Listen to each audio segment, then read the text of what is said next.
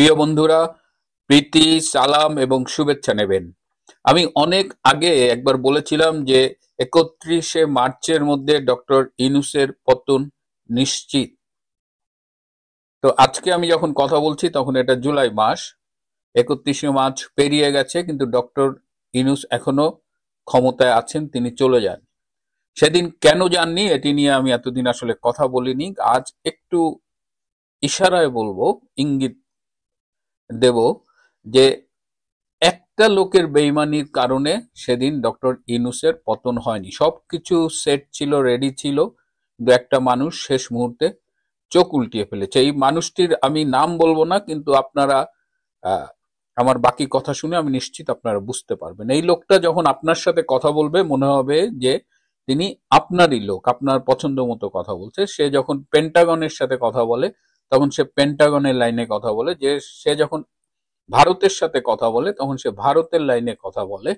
সে যদি আপনার বন্ধু হয়, আপনার সাথে যখন কথা বলবে মনে হবে যে আপনার লাইনে কথা বলছে, কিন্তু সে সবার লাইনে কথা বললেও সে যখন ডক্টর ইউনূসের সাথে কথা বলে তখন সবাই ভাববে যে সে ইউনূসের লোক। কিন্তু সবার মন জুগিয়ে চললেও সে ভেতরে ভেতরে ছিল জামাতের একজন খাঁটি এজেন্ট, জামাতের লোক। কিন্তু তার এই মুখোশ উন্মোচিত হয়ে গেছে। কিন্তু আজকে বাংলাদেশে আপনি যদি আকাশে, বাতাসে, দেওয়ালে কান পাতেন, আপনি শুনতে পারবেন যে ডাক্তার ইউনূস কি চলে যাচ্ছে, তার পতন কি আসন্ন কিনা। ইউটিউবে যারা কথা বলেন, যারা রাজনৈতিক বিশ্লেষক রয়েছেন, এবং তাদের অধিকাংশের ভাষ্য আপনি গত 2-3 দিন ধরে শুনবেন যে তার পতন নিয়ে একটা আশঙ্কা বাংলাদেশে বিরাজ করছে। এবং মাইলস্টোন স্কুল অ্যান্ড কলেজের উপরে যে বিমানটি দুর্ঘটনায় ধসে পড়লো, সেই ঘটনার পরে আপনারা দেখেছেন যে ডক্টর ইউনূসের অবস্থা আরো নাজুক হয়েছে। এখন একটা হাইপোথিসিস খুব শুনছি যে এই বিমান দুর্ঘটনাটা আসলে একটা পরিকল্পিত নাশকতার একটা অংশ ছিল, এবং সেই নাশকতার যেটা সমস্যা হয়েছে যে এত ক্ষয়ক্ষতি হবে এবং এরকম একটা কনসিকোয়েন্স হবে, এইটা যারা এই বিমান দুর্ঘটনার প্ল্যানটা করেছিলেন তারা ধারণা করতে পারেনি।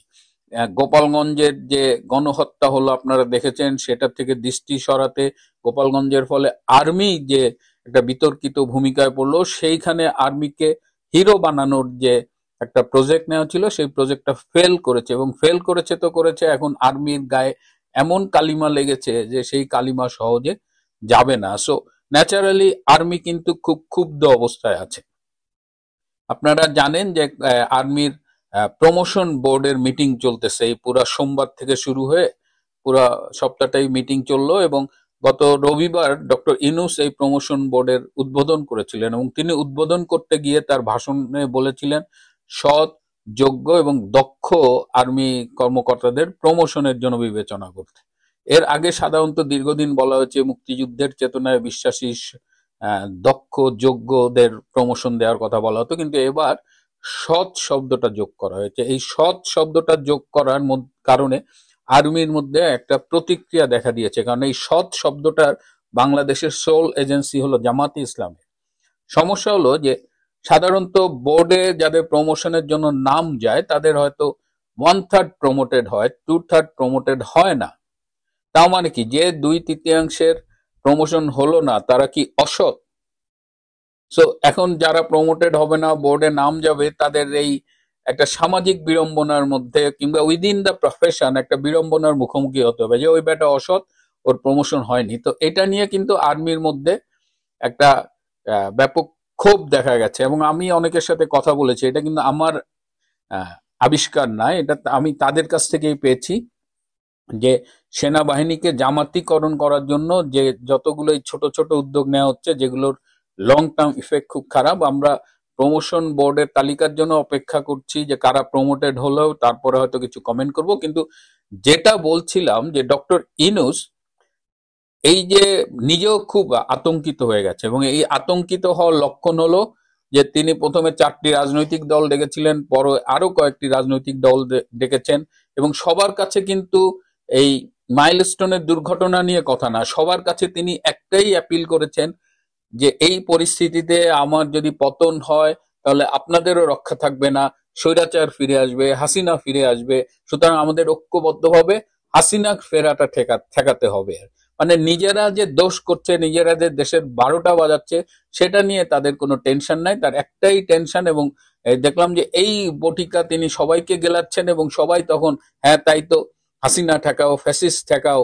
নিজেরা দেশটারে যে কোথায় নিয়ে যাচ্ছে, সাধারণ মানুষ যে কোথায় এই মুহূর্তে ইউনূস সরকার সম্পর্কে কি ধারণা রাখছে, কি ভাবছে, সেটা নিয়ে কিন্তু তাদের মাথা ব্যথা নেই। তাদের এখন একটা ভয় ঢুকে গেছে ভিতরে যে হাসিনা আসলে তাদের কি হবে।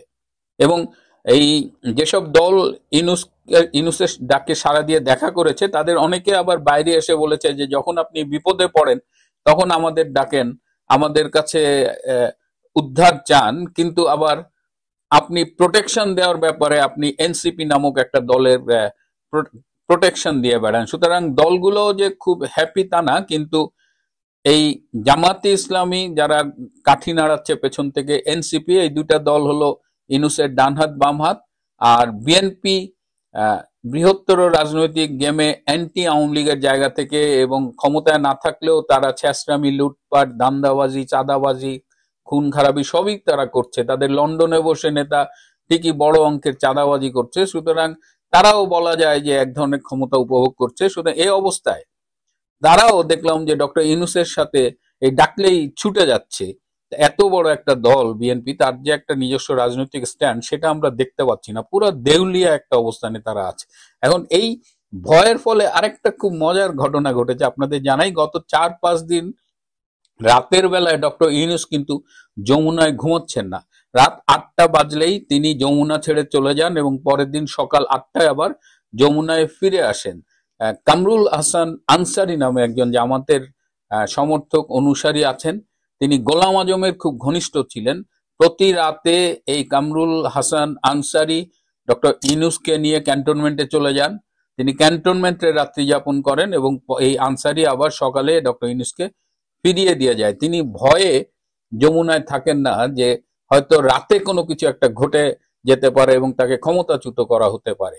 তিনি ক্যান্টনমেন্টে খুব উঁচু পর্যায়ের একজন সেনা অফিসারের বাসায় থাকেন।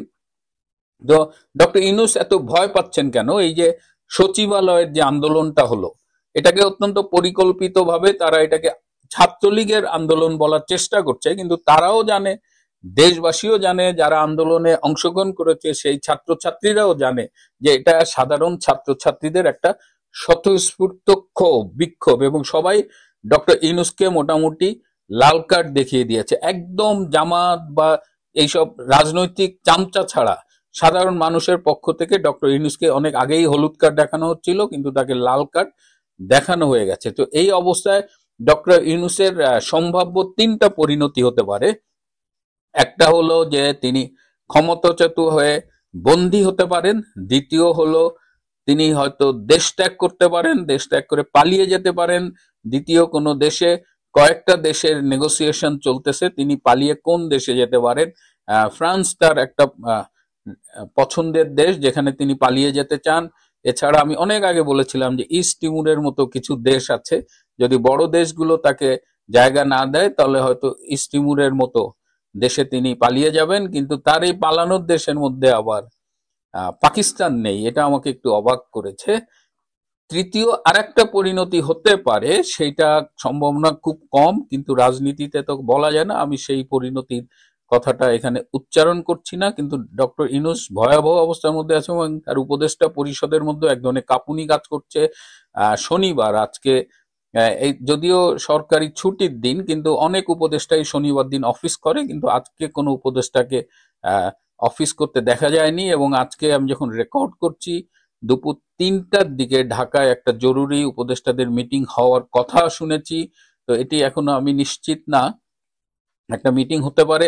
Something fishy is going on, এবং এইবার ডক্টর ইউনূসের হয়তো দিন শেষ হয়ে আসবে, এবং এইবার জেনারেল ওয়াকার খান তাকে আর রক্ষা করতে পারবেন না। কারণ এইবারের পরিবর্তন, জনগণের স্বতঃস্ফূর্ত ক্ষোভ এবং জাতীয় এবং আন্তর্জাতিক যে বিষয়গুলো, যে প্রভাবকগুলো কাজ করছে, তার কোথাও জেনারেল ওয়াকার খানকে রাখা হয়নি। কারণ general Waqar Khan is very dedicated and committed to Jamaat-e Islam, and এই ইসলামিক ফোর্স, এই জঙ্গি গোষ্ঠীর প্রতি কমিটেড। সুতরাং এইবার যদি পরিবর্তন হয় সেটা জনগণের আকাঙ্ক্ষার আহ, পরিণতিতেই এই পরিবর্তন হবে এবং এর সাথে আন্তর্জাতিক কিছু প্রভাবক কাজ করবে। এই আন্তর্জাতিক প্রভাবকদের বিষয় নিয়ে আমি এই মুহূর্তে কিছু বলছি না, কিন্তু যে কোনো একটা পরিবর্তনের জন্য অপেক্ষায় থাকুন।